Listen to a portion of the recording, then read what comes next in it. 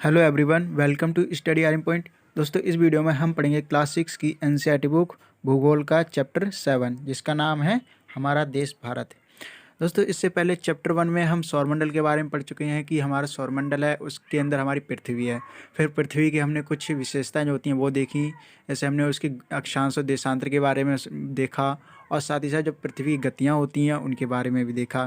फिर हमने देखा पृथ्वी पर किस तरह के जो परिमंडल हैं वो पाए जाते हैं, कई तरह के स्तर रूप पाए जाते हैं। अब हम देखते हैं कि पृथ्वी में जो हमारा भारत है वो कहाँ पर है। तो चलिए दोस्तों, वीडियो शुरू करते हैं।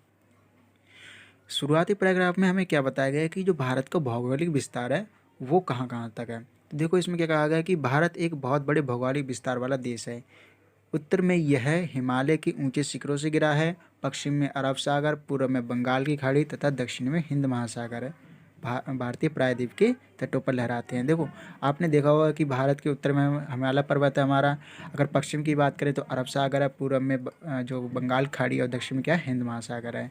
इसी वजह से जो ये तीन तरफ से देखो जल से घिरा हुआ है, इसी वजह से क्या कहते हैं, इसको प्रायद्वीप भारत भी कहते हैं। तो प्रायद्वीप स्थल वह स्थल है जो तीन तरफ से जल से घिरा होता है। आप इसके क्षेत्रफल की बात करते हैं तो इसका क्षेत्रफल है 32.8 लाख वर्ग किलोमीटर।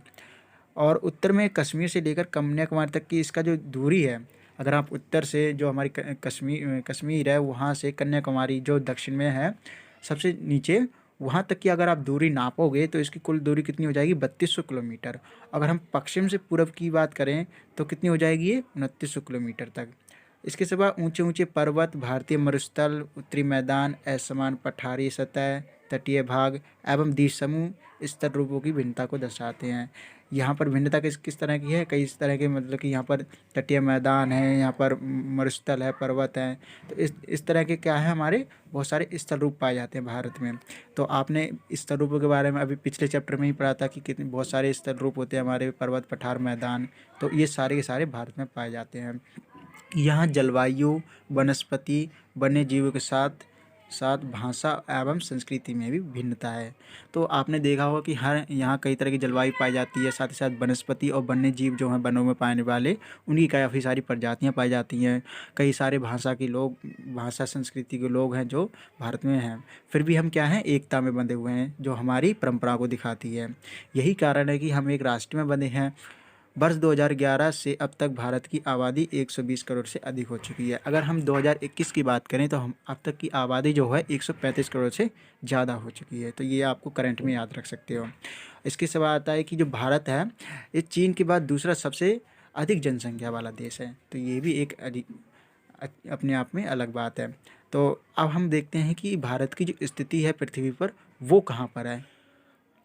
भारत उत्तरी गोलार्ध में स्थित है। कर्क रेखा 23 डिग्री 30 मिनट उत्तर देश के लगभग मध्य से होकर गुजरती है। तो देखो, उत्तर भारत में क्या है, जो कर्क रेखा वो गुजरती है, और दक्षिणी गोलार्ध में क्या है, मकर रेखा। तो हमारा भारत उत्तरी गोलार्ध में है, तो वहाँ से कर्क रेखा इसके बिल्कुल मध्य से होकर गुजरती है। फिर दक्षिण से उत्तर की ओर भारत की मुख्य भूमि का विस्तार 8 डिग्री 4 मिनट तथा 37 डिग्री 6 मिनट अक्षांश के बीच है। तो देखो, अक्षांश कैसे होती हैं, इस तरह से होती हैं अक्षांश से। अब जो अक्षांश एक होती है जो बिल्कुल 0 डिग्री होती है, तो 0 से अगर हम ऊपर बढ़ेंगे तो 1 2 3 ऐसे कर करके 8 डिग्री 4 मिनट आएगा। तो वहाँ से लेकर 37 डिग्री 6 मिनट तक क्या है, इसका अक्षांशीय विस्तार है। अगर हम पश्चिम से लेकर पूर्व तक विस्तार की बात करें तो क्या होगा, वो देशांतरीय विस्तार होगा। तो वो कितना है, 68 डिग्री 7 मिनट पूर्व से 97 डिग्री 25 मिनट पूर्व तक। तो देखो, इसको एक चित्र के माध्यम से देख सकते हैं। तो यहाँ पर देखो, ये हमारा भारत है। अब हम इसकी पश्चिम से लेकर पूरब तक की बात करें तो यानी यहाँ से लेकर यहाँ तक, तो यहाँ पर ये कितना है, 68 डिग्री 7 मिनट पूर्व से लेकर यहाँ जो अरुणाचल प्रदेश है उसकी सीमा के अंत तक है 97 डिग्री 7 मिनट पूर्व तक।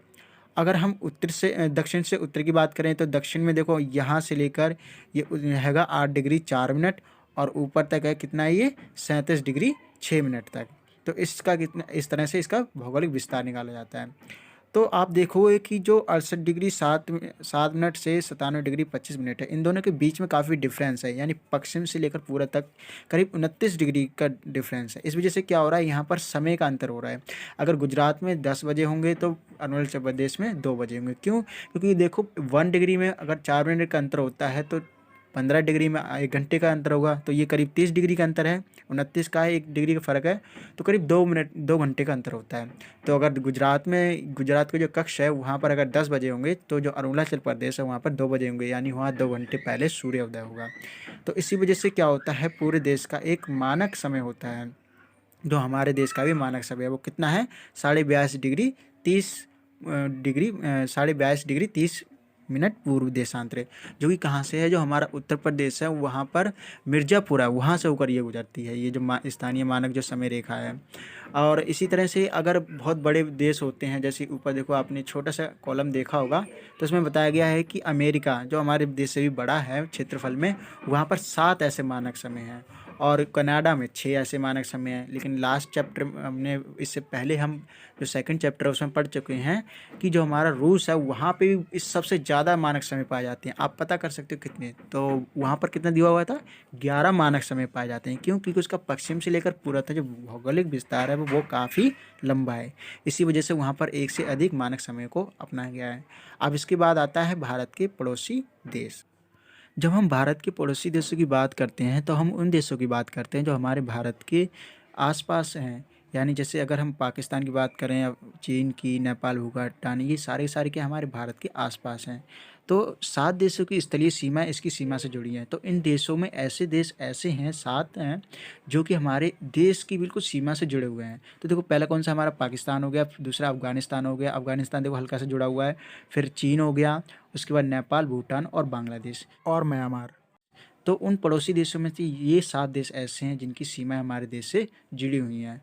और भी देखो इसकी कुछ खासियत होती हैं, जैसे जिनकी सीमाएँ समुद्र से नहीं जुड़ी हैं वो भी हमें पता होने चाहिए। इसी तरह से दक्षिण में समुद्र में से 2 द्वीप हैं, श्रीलंका और मालदीव, जो कि ये भी हमारे पड़ोसी हैं। और पाक जल संधि भारत को श्रीलंका से अलग करती है। तो इसको भी देखो समझ लेते हैं मैप के माध्यम से। तो इसमें बताया है कि इन देशों में से कौन से देश ऐसे हैं जिनकी सीमाएँ मतलब जो समुद्र से नहीं जुड़े हैं। तो अफ़गानिस्तान देखो इसके आसपास बिल्कुल ही समुद्र नहीं है, तो इसे जाने के लिए पाकिस्तान से होकर जाना पड़ेगा। तो ये पहला तो अफ़गानिस्तान हो गया। दूसरा नेपाल, इसको भी भारत से होकर जाना पड़ेगा। तीसरा कौन सा हो गया, भूटान हो गया। तो ये देश ऐसे हैं जिनकी जो स्थलीय सीमा है वो समुद्र से नहीं जुड़ी हुई है। इसके सिवा बताया है कि जो 2 द्वीप ऐसे हैं जिसमें श्रीलंका है और मालदीव है। ये 2 देश भी हमारे पड़ोसी देश हैं, और जो श्रीलंका है वो एक पाक जल संधि द्वारा हमारे भारत से अलग है। मतलब सीमा इसकी जुड़ी नहीं है, इसके बीच में जल पड़ता है जिसको क्या कहते हैं, पाक जल संधि को कहते हैं। ठीक है, इसके बाद आता है अगला चैप्टर, अगला जो हमारा टॉपिक आता है राजनीतिक एवं प्रशासनिक विभाजन। तो भारत के जो राजनीतिक एवं प्रशासनिक विभाजन की बात करते हैं तो भारत को 29 राज्यों और 7 केंद्र शासित प्रदेशों में बांटा गया है। अब राज्य तो समझ आते हैं कि पूरे देश को तो एक व्यक्ति चला नहीं सकता, तो उसको अलग अलग राज्यों में विभाजित कर दिया और वहाँ पर एक मुख्यमंत्री बना दिए जो कि उस राज्य को देखेंगे। अब जब प्रशासनिक केंद्र की बात करते हैं तो आपको लगा होगा ये क्या होता है। तो देखो जब हमारी जो भारत है उसमें एक केंद्र सरकार होती है और एक राज्य सरकार होती है। जिन इलाकों में केंद्र सरकार काम करती है उसका डायरेक्ट रूल रहता है, उसे केंद्र शासित प्रदेश कहते हैं। जैसे हमारा राष्ट्रीय राजधानी क्या है, दिल्ली है, तो वहाँ पर केंद्र बैठती है, वहाँ पर उनका राज रहता है। ऐसे ही कुछ 7 ऐसे प्रदेश हैं जहाँ पर भी केंद्र का क्या रहता है, रूल रहता है। जैसे हमारा हो गया चंडीगढ़ हो गया, दमन एंड दीव हो गया, दादर नगर हवेली हो गया, लक्षद्वीप हो गया, पंडिचेरी हो गया, अंडमान एंड निकोबार हो गया। तो ये क्या होगी, ऐसे देखो ऐसी जगह होगी मतलब प्रदेश जहाँ पर केंद्र का डायरेक्ट शासन होता है, इसलिए इनको क्या कहते हैं, केंद्र शासित प्रदेश कहते हैं। तो ये पहले 7 हुआ करते थे लेकिन वर्तमान में ये 8 हैं। तो इसके पीछे भी एक बहुत ज़्यादा बदलाव हुआ है पिछले 2 वर्षों में। तो वर्ष 2019 में क्या हुआ कि जो हमारा जम्मू कश्मीर एक राज्य था उसमें से 2 केंद्र शासित प्रदेश बनाए गए, जम्मू कश्मीर एंड लद्दाख। तो दो बढ़ गए, तो हमारे जो 7 केंद्र शासित प्रदेश थे वो 9 हो गए और एक राज्य घट गया तो 28 राज्य रह गए। फिर 2020 में क्या होता है कि जो हमारे दमन एंड दीव और दादर नगर हवेली ये 2 केंद्र शासित प्रदेश थे, इनको मिलाकर आपस में एक बना दिया जाता है, जिसकी वजह से जो हमारे केंद्र शासित प्रदेश थे वो 8 रह जाते हैं और 28 क्या हो जाते हैं, राज्य हो जाते हैं। तो वर्तमान में हमारे 28 राज्य और 8 केंद्र शासित प्रदेश हैं। तो ये आपको याद रखना है, जो कि काफ़ी पहले से बदलाव हो चुका है। आप देखते हैं कि वो भारत की जो राजधानी वो क्या हमारी दिल्ली है, ये सबको ही पता होगा। इसके बाद आता है कि जो हमारे भारत है इसको बांटा गया है राज्यों में, वो किस आधार पर बांटा गया है? मुख्यतः भाषाओं के आधार पर बांटा गया है। ये हम कैसे जान सकते हैं? देखो, आपने देखा होगा हर राज्य की अपनी भाषा है। राजस्थान में बोली जाती है, हरियाणवी हरियाणा में बोली जाती है। इस आधार पे जो वहाँ की भाषाएं हैं उनके आधार पे उन लोगों को मतलब कि राज्यों में बांट दिया गया है। फिर क्षेत्रफल की दृष्टि से बात करें तो सबसे बड़ा राज्य हमारा कौन सा हो जाता है? राजस्थान। और सबसे छोटा राज्य गोवा। और साथ ही साथ जिस तरह से हमारे राज्य को, देश को राज्यों में बांटा गया है, उसी तरह से राज्य को प्रशासनिक दृष्टि से अच्छे से चलाने के लिए जिलों में बांट दिया गया है। यानी सबसे नीचे स्तर पे जिले होते हैं, फिर उसके बाद राज्य आते हैं, फिर वो राज्य के बाद पूरा देश आता है। इस तरह से एक प्रशासन का विभाजन कर दिया ताकि सरकार अच्छे से कार्य कर सके लोगों के लिए। तो ये था इसका राजनीतिक एवं प्रशासनिक विभाजन। अब आते हैं भौतिक विभाजन पे। जब हम भारत के भौतिक विभाजन की बात करते हैं तो भारत में पाई जाने वाली जो भौतिक आकृतियाँ हैं उनका अध्ययन करते हैं। जैसे पर्वत हो गया, पठार हो गया, मैदान, तट और द्वीप समूह। द्वीप समूह क्या होते हैं? जो चारों तरफ से पानी से घिरे हुए होते हैं। उत्तर में बर्फ़ से ढका हिमालय संतरी का कार्य करता है। ये संतरी कार्य कैसे करता है? देखो, उत्तर से आने वाली जितनी भी बर्फीली हवाएं ये उनसे तो हमारी रक्षा करता ही करता है। साथ ही अगर कोई मतलब कोई हमला करता है हमारे देश पे तो उसको भी पहले हिमालय पर्वत से होकर गुजरना पड़ेगा। इस वजह से भी हम ज़्यादा सुरक्षित महसूस करते हैं। हिम और आलय, यानी कि हिम होता है बर्फ़ और आलय घर, यानी बर्फ़ का घर हिमालय का मतलब हो गया। तो हिमालय पर्वत को 3 मुख्य समांतर श्रृंखलाओं में बांटा जा सकता है। तो श्रृंखला हमने देखा था क्या होता है कि जब एक पर्वत के आगे दूसरा पर्वत इस तरह से एक क्रम में होते हैं तो वो क्या हो गए? श्रृंखला हो गई। लेकिन इसी के समांतर एक और अगर हो गया आता है, एक और पर्वत है, इस तरह से कई सारे पर्वत और एक श्रृंखला में है, तो इस तरह से ये 2 श्रृंखलाएं जा रही हैं पर्वतों की, तो ये समांतर होते हैं, तो इस वजह से इनको समांतर श्रृंखलाएं कहते हैं। और इसी तरह के हमारे 3 जो हमारा हिमालय पर्वत है उसको 3 समांतर श्रृंखलाओं में बांटा जा सकता है। जैसे पहला हो गया हमारा बृहत हिमालय जो सबसे ऊपर है, जिसको हिमाद्री कहते हैं, और इसी श्रृंखला में विश्व की सबसे ऊंची शिखर है जिसका नाम क्या है? एवरेस्ट चोटी। और इसी तरह से मध्य हिमालय या फिर हिमाचल जो है इसके दक्षिण में है। इसी में कुछ मतलब कि जो घूमने वाले स्थल होते हैं लोकप्रिय, वो यहीं पर हैं। और सबसे लास्ट में जो तीसरी श्रृंखला है वो कौन सी है? शिवालिक की, जो सबसे दक्षिण में है। तो ये हमारे जो हिमालय है उसकी 3 श्रृंखलाएँ हो गई। इसके बाद आता है कि आप और दक्षिण में आओगे तो आपको भारत का जो उत्तरी मैदान है वो मिलेगा। ये मैदान समतल एवं सपाट है। ये मैदान सिंधु, गंगा, ब्रह्मपुत्र एवं इसकी सहायक नदियों द्वारा लाए गए जलोढ़ निक्षेपों से बना है। तो जलोढ़ निक्षेप क्या होते हैं? ये एक तरह की बहुत ही महीन मिट्टी होती है जो कि नदियों द्वारा जो बहती है तो अपने साथ कई सारी मिट्टी और कंकड़ वगैरह लाती है, उसी से ये जलोढ़ निक्षेप बनते हैं। तो ये नदियों के ये मैदान कृषि के लिए उपजाऊ भूमि प्रदान करते हैं। यही कारण है कि इन मैदानों में जनसंख्या अधिक है। अब देखते हैं कि हमारा जो पश्चिमी भारत है वहाँ पर क्या है। अगर हम भारत के पश्चिमी भाग की बात करें तो वहाँ पर क्या है? भारतीय महामरुस्थल है। मरुस्थल मतलब कि यहाँ पर रेगिस्तान है। यह शुष्क है, गर्म है, रेतीला है। तो इस वजह से क्या होता है? यहाँ वनस्पति की मात्रा बहुत कम है, क्योंकि वनस्पति के लिए चाहिए पानी जो कि यहाँ पर बहुत कम है। इस वजह से वनस्पति उगती ही नहीं है। उत्तरी मैदान के दक्षिण में हमारा क्या है? प्रायद्वीपीय पठार है। इसकी आकृति त्रिभुजाकार है। इसका धरातल काफ़ी ऊंचा नीचा है। यह इस क्षेत्र में बहुत सी पहाड़ी श्रृंखलाएं एवं घाटियां स्थित हैं। इसके उत्तर पश्चिम में अरावली श्रृंखला स्थित है जो विश्व की सबसे पुरानी श्रृंखला है। इसके बाद आप देखोगे कि जो विंध्या एवं सतपुड़ा जो पर्वत श्रेणियां हैं वो भी महत्वपूर्ण श्रृंखलाएं हैं। इन श्रृंखलाओं से होकर नर्मदा एवं तापी जो नदियां हैं वो बहती हैं, जो कि पश्चिम की तरफ बहने वाली नदियां हैं और अरब सागर में गिरती हैं। तो देखो, मुख्य नदियां जो पश्चिम की तरफ बहने वाली हैं वो कौन सी हैं? नर्मदा एवं तापी। अब पूर्व में जो बहती हैं वो उसके बारे में भी अभी हम चर्चा करेंगे। फिर कह रहा है कि इस पठार के पश्चिम में पश्चिमी घाट या सह्याद्री तथा पूर्व में पूर्वी घाट स्थित है। पश्चिमी घाट का विस्तार एक समान रूप में है, जबकि पूर्वी घाट बीच बीच में टूटा हुआ एवं असमान है। देखो, ऐसे क्यों? पश्चिमी की अगर घाटियों की बात करें तो पश्चिमी घाट के आसपास जो पर्वत हैं वो लगातार हैं, एक श्रृंखला में है, लेकिन पूर्वी घाट में वो श्रृंखला में नहीं है, बीच बीच में कहीं नहीं है, कहीं पर हैं।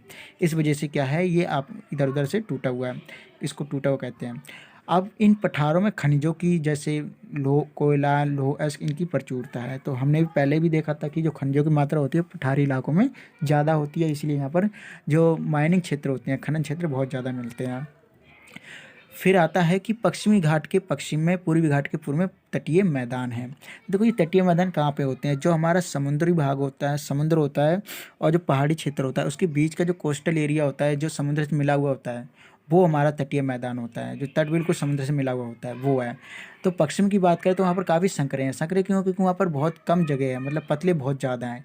लेकिन पूर्वी तट में मैदान काफ़ी अपेक्षाकृत चौड़े हैं, क्योंकि उनको ज़्यादा चौड़ाई मिल रही है। वहाँ पर जो नदियाँ बहुत सारी बहती हैं, इस वजह से वो मैदान चौड़े हो गए हैं। वहाँ पूर्व की ओर बहने वाली कई नदियाँ हैं, जैसे महानदी, गोदावरी, कृष्णा तथा कावेरी, जो कि बंगाली खाड़ी में गिरती हैं। ये नदी अपने मुहाने पर उपजाऊ डेल्टा का निर्माण करती हैं। बंगाल की खाड़ी में गंगा एवं ब्रह्मपुत्र नदियों के मुहाने पर सुंदरबन डेल्टा स्थित है, जो कि हमारे भारत का सबसे बड़ा डेल्टा है। अब यहाँ पर दिखाया गया है परवाल द्वीप के बारे में। तो परवाल छोटे समुद्री जंतु के कंकाल हैं, जिसे पॉलिप कहा जाता है। जब पॉलिप मरते हैं तब उनका कंकाल बच जाता है। अन्य पॉलिप की वृद्धि इन ठोस कंकालों के ऊपर होती है, जो बढ़ते बढ़ते काफ़ी ऊंचे होते जाते हैं तथा इस प्रकार परवाल द्वीपों का निर्माण होता है। तो देखो परवाल द्वीप क्या होते हैं, अभी हमने द्वीप पढ़े थे क्या होते हैं, कि द्वीप चारों तरफ से समुद्र से घिरे हुए होते हैं। तो जब ये निर्माण कैसे होता है, जो हम प्रवाल द्वीपों की बात कर रहे हैं, कि ये कुछ समुद्री जीव होते हैं जिनका नाम क्या था, पॉलिप। तो ये पॉलिप, इनकी जो कंकाल होता है बिल्कुल सॉलिड होता है, पत्थर की तरह। तो जब ये मर जाते हैं तो इनके ऊपर दूसरे पॉलिप, मतलब वही जंतु दूसरे आ जाते हैं और वो भी बढ़ने लगते हैं। उनके वो जब वो मर जाते हैं तो और आ जाते हैं। तो एक के ऊपर जब एक ये मरते जाते हैं तो ये पहले से ठोस होते ही हैं पत्थर जैसे। तो ऐसे कर करके ये समुद्र से सतह में ऊपर आ जाते हैं और एक जो द्वीप होता है उसका निर्माण करते हैं। इस तरह से जो प्रवाल द्वीप होते हैं उनका निर्माण होता है। अब आता है लास्ट का कुछ दिया हुआ है।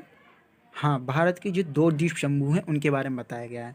तो जो मुख्य 2 द्वीप समूह कौन-कौन से हैं? हमारा लक्षद्वीप है, जो कहाँ पर है? अरब सागर में है, और ये केरल तट से कुछ दूरी पर स्थित है। देखो केरल क्या है, हमारे सबसे दक्षिण में आप देखोगे तो पूर्व में है हमारा केरल, तो वहाँ से कुछ दूरी पर है। इसके बाद अगर पूर्व की बात करें तो अंडमान एवं निकोबार हैं, जो भारत के दक्षिण पूर्व दिशा में है, और कहाँ है ये? बंगाल की खाड़ी में। तो लक्षद्वीप कहाँ है? अरब सागर में, और अंडमान निकोबार कहाँ है? बंगाल की खाड़ी में। तो ये कह रहे हैं कि क्या आप जानते हैं कौन सा द्वीप समूह वर्ष 2004 में सुनामी से प्रभावित हुआ था?